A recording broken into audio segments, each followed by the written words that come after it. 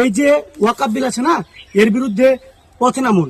আজকে যদি আপনার আওয়াজ আপনি না তুলেন, তাহলে আপনার আওয়াজ তোলার জন্য বন্ধু কেউ আসবে না। তাই আপনি যেই অবস্থায় আছেন, যেখানে আছেন, যেই সেক্টরে আপনি যেমনভাবে কাজ করুন না কেন, সব জায়গা থেকে আওয়াজ তুলুন। পথে না নামতে পারলে আপনি সোশ্যাল মিডিয়ায় বিভিন্ন পোস্ট করুন এবং আওয়াজ তুলুন।